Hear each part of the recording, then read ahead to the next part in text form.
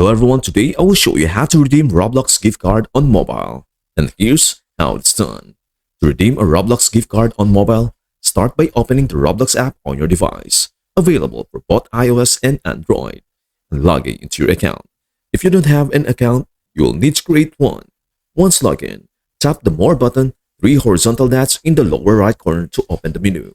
From the menu, select gift cards and then tap Redeem Code. Enter the unique code from your gift card exactly as it appears, ensuring it is correct, valid, and up-to-date. Then tap Redeem. If the code is valid, you'll receive a confirmation that your balance has been updated with the gift card's value. If you encounter any issues, double-check the code or consider reaching out to Roblox support for assistance. Alternatively, you can also tap Roblox icon on the right side of the screen, select Redeem Roblox code, and follow the same steps. And that is everything you need to know about how to redeem Roblox gift card on mobile. Before we end, may I humbly ask you a favor? Please do like, share, and subscribe to our channel. This means the world to us. Thank you so much for watching. We hope to see you in our next video.